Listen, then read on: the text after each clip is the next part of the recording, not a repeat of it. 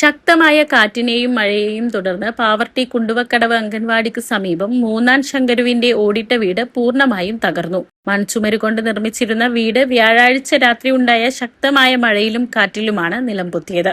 വീടിന്റെ അപകടാവസ്ഥ മുൻകൂട്ടി മനസ്സിലാക്കിയതിനാൽ 2 ദിവസം മുമ്പ് തന്നെ കുടുംബാംഗങ്ങൾ സമീപത്തെ മറ്റൊരു വീട്ടിലേക്ക് മാറി താമസിച്ചിരുന്നു. അതിനാൽ ആളപായം ഒഴിവായി.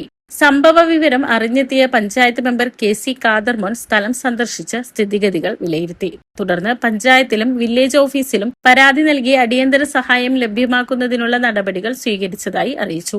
പലരനായ മൂന്നാം ശങ്കുരത്തിന്റെ പേരിലുള്ള സ്ഥലമാണ്.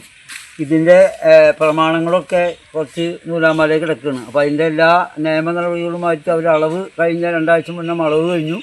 ഇനി അത് ശരിയാക്കുന്നതിൻ്റെ നടപടിയായിട്ട് വില്ലേജിൽ കയറി ഇറങ്ങുകയാണ്.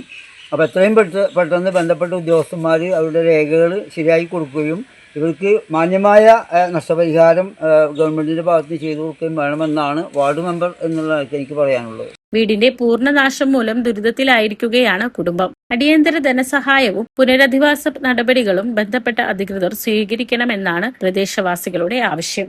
കാറ്റുമഴയില് ഇത് വന്നപ്പോ നല്ല ശക്തമായ കാറ്റുമഴ വന്നപ്പോ ഇടിഞ്ഞു വീണിട്ടുള്ളതാണ്. അത് രാത്രി ഒരു 11-12 മണി ഉണ്ടാവും.